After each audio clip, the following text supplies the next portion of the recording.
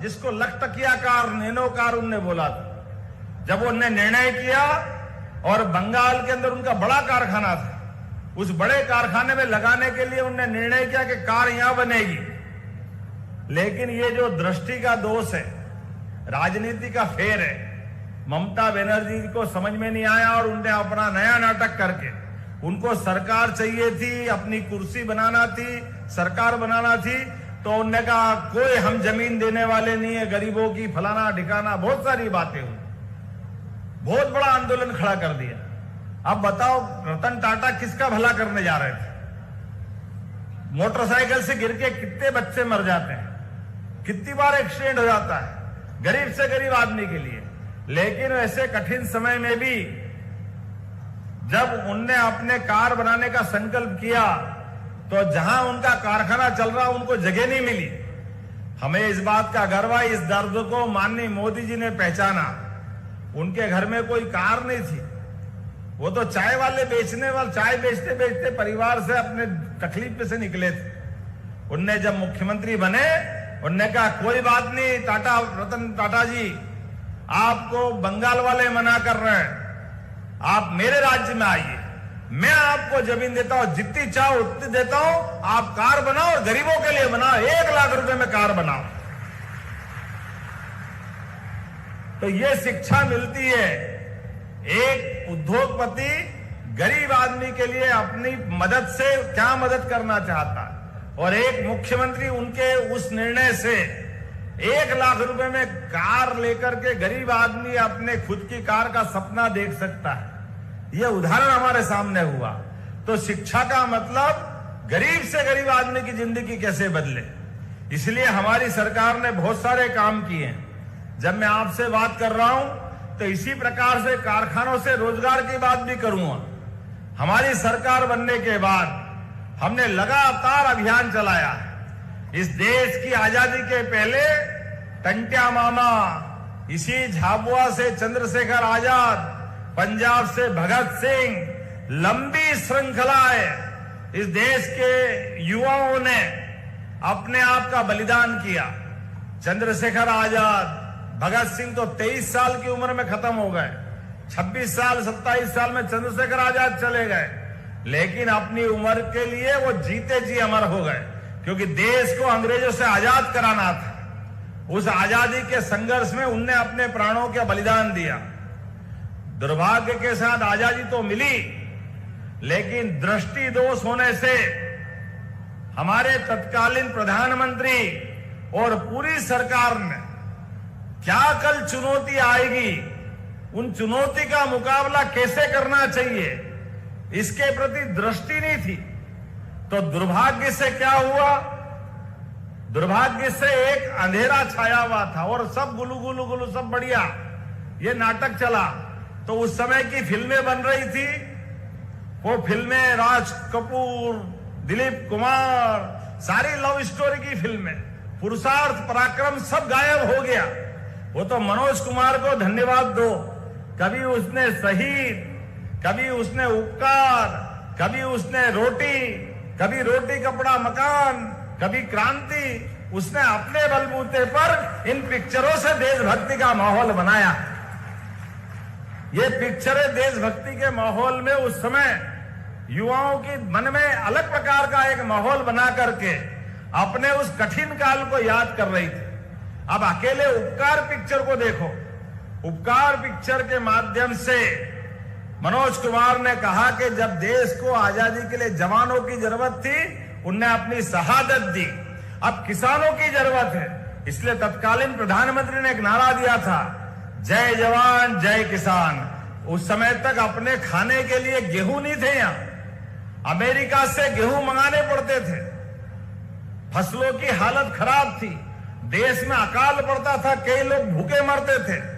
लेकिन लाल बहादुर शास्त्री जी को छोड़ दो तो कांग्रेस के आजादी के बाद के सारे प्रधानमंत्रियों ने कोई उल्लेखनीय काम नहीं किया। उसका दुष्परिणाम क्या आया, जब आजादी के समय हमारे देश का नंबर आर्थिक रूप से 15 नंबर में हम थे, 2014 से आते आते हम नीचे के 5 नंबर में आ गए। इस देश के अंदर क्या दुर्भाग्य रहा। प्रधानमंत्री ने रैंकिंग की तो 11वें नंबर से। प्रधानमंत्री ने अपने देश को वही संसाधन है, वही व्यवस्था है, लेकिन एक तरफ प्रधानमंत्री राजीव गांधी जी बोल रहे थे मैं 1 रुपया भेजता हूं, लेकिन नीचे आते आते 15 पैसे पहुंचते।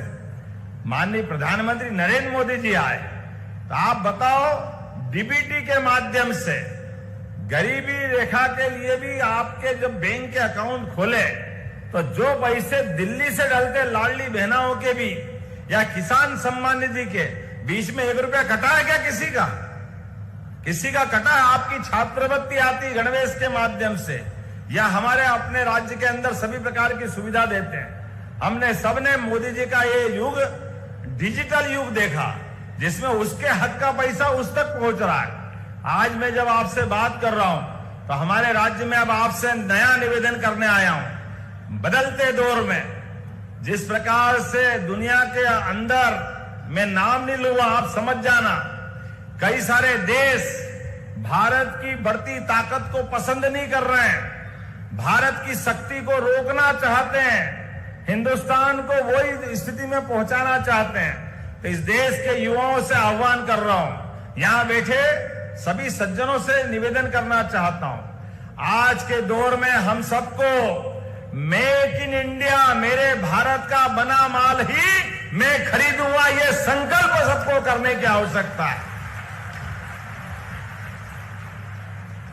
मेरे देश के अंदर ही वो सब चीजें मैं बनाऊंगा जिसके कारण से मेरा देश किसी के आगे हाथ नहीं फैलाए।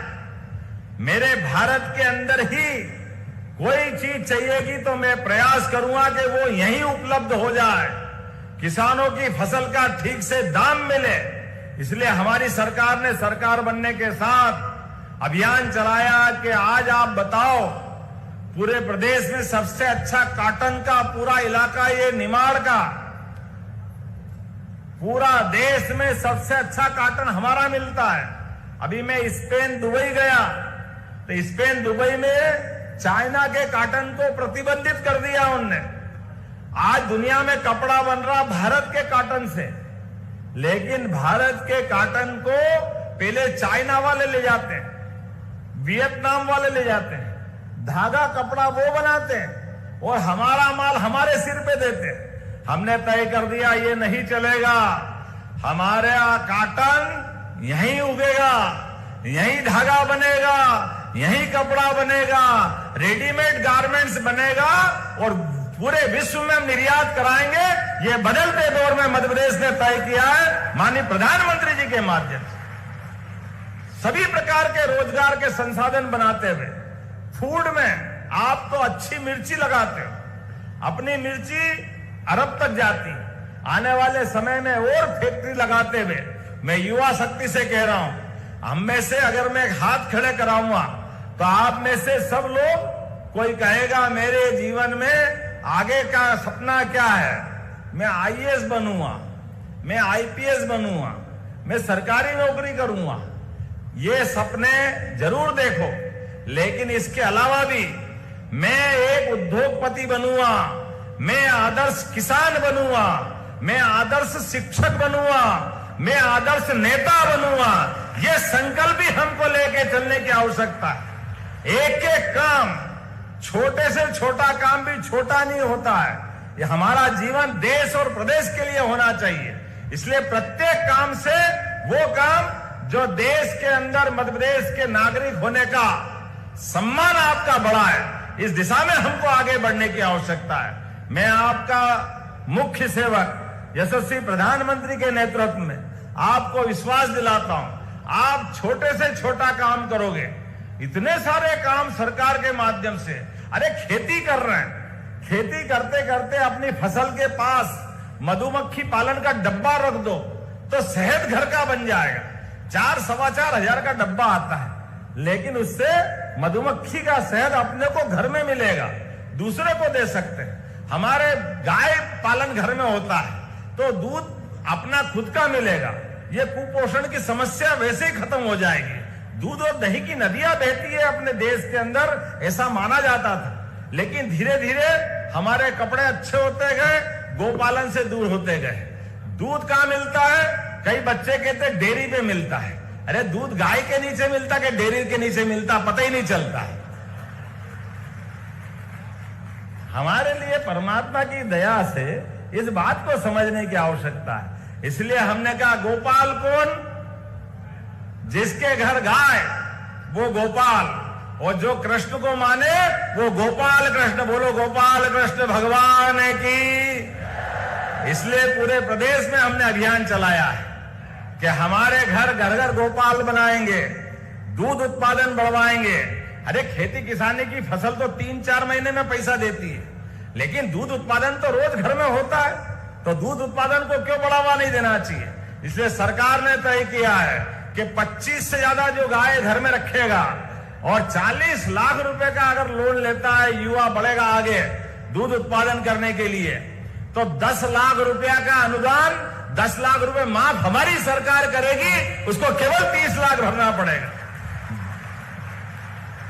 गाय भी आपकी, दूध भी आपका, घी भी आपका, गोमूत्र गोबर भी आपका, लेकिन पैसे वो भी सरकार के 10 लाख आपको माफ कर रहे हैं, क्योंकि हमारा उत्पादन में, दूध उत्पादन में बढ़ावा देने का संकल्प है।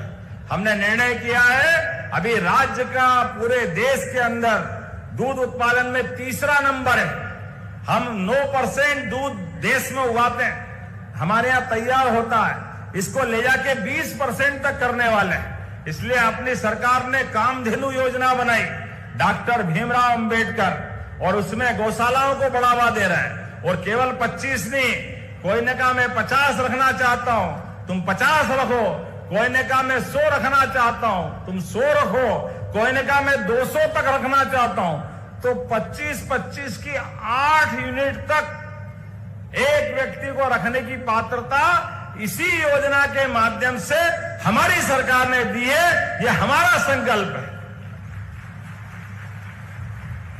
इससे आगे बढ़कर ये हमारे गौ माता, हमारे अपनी मां और गौ माता में जो फर्क है, हमारी मां ने हमारा लालन पालन किया है, हमारे लिए सब प्रकार के सुख साधन जुटाए, लेकिन 33 करोड़ देवी देवता में एकमात्र गौ माता है जो अपने बच्चे को भी पालती है और हमारे भी घर बार का ध्यान रखती है।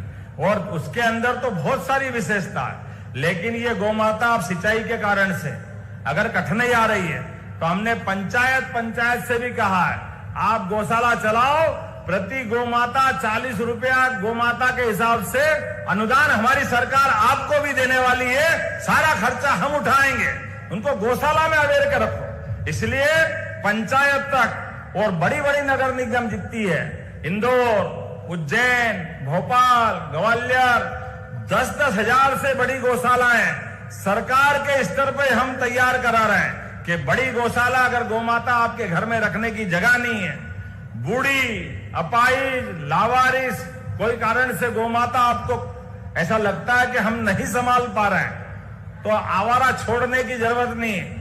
आप उसको गौशाला पहुंचा दो, सरकार उसका प्रबंधन करेगी।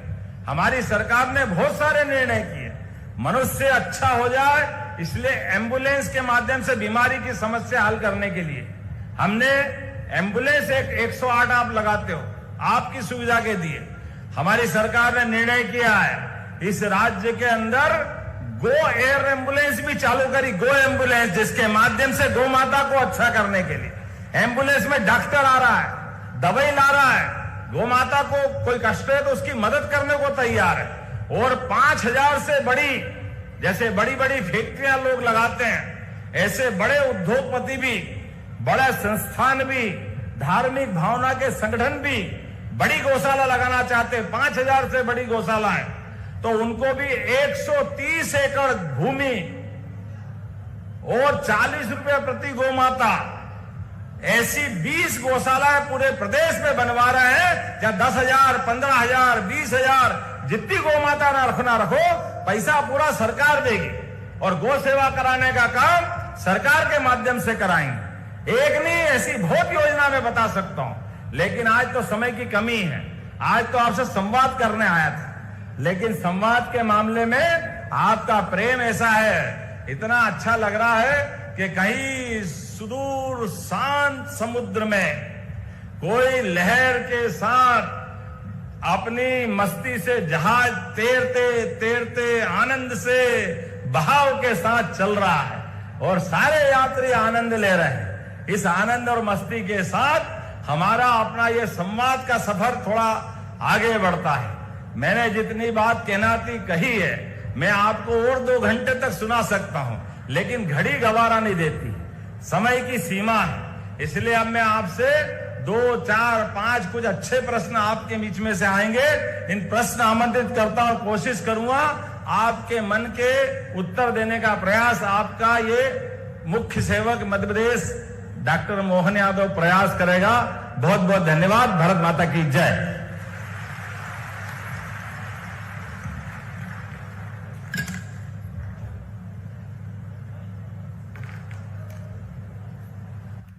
हम कुछ प्रश्न ले सकते हैं सर? कितने क्वेश्चन आने दो क्वेश्चंस। हाँ, 1 मिनट माइक पहुंच रहा है। हमारा पहला क्वेश्चन है हमारे BCA सेकेंड ईयर के छात्र निखिल यादव के द्वारा।